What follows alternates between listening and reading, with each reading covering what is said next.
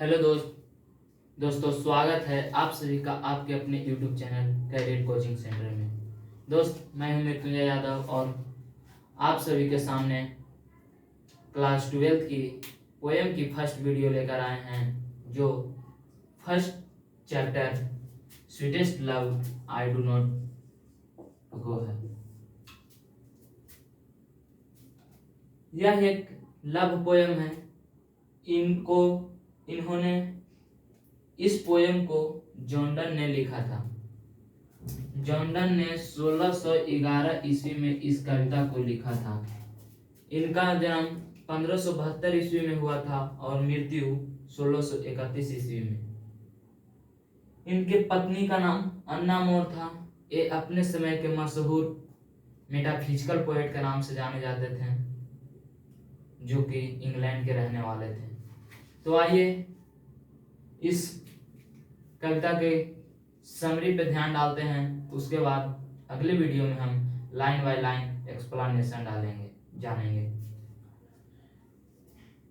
तो देखिएगा, the poem sweetest love I do not go has been composed by John Donne, the famous poet of early 17th century. इस कविता को John Donne ने 17th century में compose किया था। जिस समय का पीरियड चल रहा था, मेटाफिजिकल पीरियड, उसी समय एक कविता कंपोज किए थे 1611 ईस्वी में। 1611 ईस्वी का मतलब हुआ कि 17th century. This century is known as metaphysical period.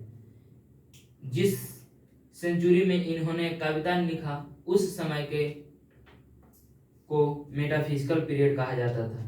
In this poem, we find the conversation between the poet and his beloved wife Anna Moore.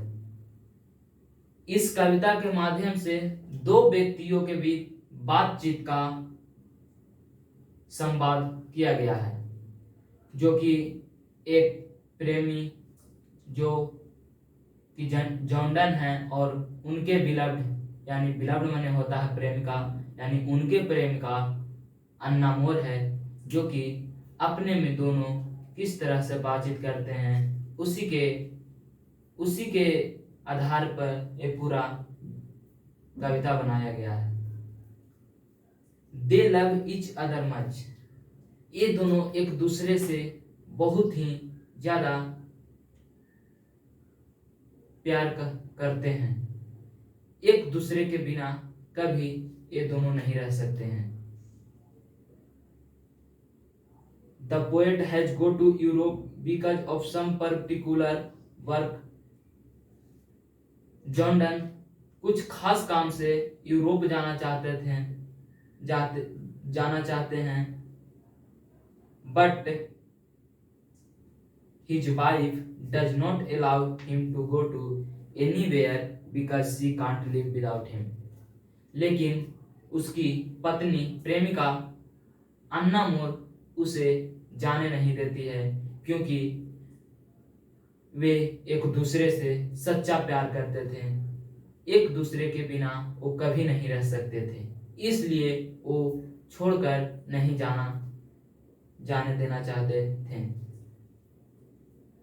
She starts scolding and abusing her husband so that may change his plan of going to Europe. वो अपने पत्नी के इस कथन से वो अपना plan change कर देते हैं कि अब हमें यूरोप नहीं जाना है।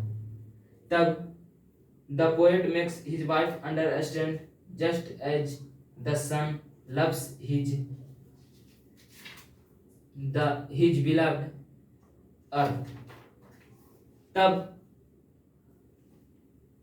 जॉन डन के मन में एक सवाल पैदा होता है कि एक तरह से और समझाकर देखा जाए, हो सकता है कि इसे समझ जाए और मुझे जाने की अनुमति दे दिया जाए। तो जॉन डन ने पृथ्वी और सूर्य के एग्जाम्पल लेकर समझाता है कि जिस तरह सूर्य सुबह में पृथ्वी के पास आता है और सांझ को वो अपने स्थान पे चला जाता है, यानी कि पृथ्वी और सूरज एक दूसरे से अटूट प्रेम करते हैं, तो वो भी एक दूसरे के बिना नहीं रह सकते हैं, लेकिन रह सकते हैं। He can't without any morning comes his beloved। वो प्रतिदिन मॉर्निंग में मिलने के लिए पृथ्वी से चला आता है। उसी तरह in the same way the poet loves his wife Anna. उसी तरह जॉन डन अपने प्रेमिका अन्ना से मोहब्बत यानी प्रेम करती है। His love is as true as sun's love. इसे सूरज जैसा प्यार कहा गया। सूरज और पृथ्वी का प्यार की तुलना किया गया है। In spite of all she weeps much and does not allow her husband to go anywhere. सब कुछ के बावजूद भी उसकी पत्नी प्रेमिका अन्ना मोर उसे जाने की अनुमति नहीं देती है। Once again, the poet makes her understanding, taking the two sleeping partners so that she may allow him to happily go to Europe।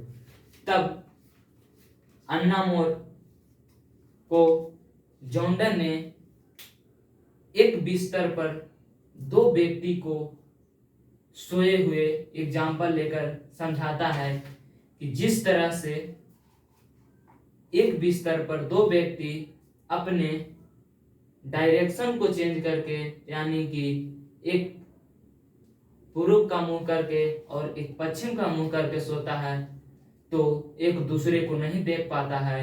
उसी तरह से तुम मुझे कुछ पल के लिए जाने दो और समझो कि हम दोनों एक ही बिस्तर पर सोए हुए हैं, सिर्फ मेरा डायरेक्शन यानी कि मेरा चेहरा उस साइड है और आपका चेहरा इस साइड है।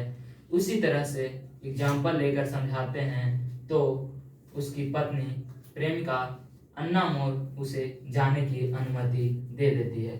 तो वो खुशीपूर्वक यूरोप जाते हैं और वहाँ से कुछ खास काम था जो कि कर आते हैं और फिर से दोनों साथ में खुशीपूर्वक रहने लगते हैं। इसी तरह से यह लव पोयम की समरी होती है समाप्त। Thanks for watching. अगर ये वीडियो अच्छा लगा होगा तो लाइक, शेयर और सब्सक्राइब जरूर करिएगा और दोस्तों के साथ शेयर करना ना भूलें। Thank you.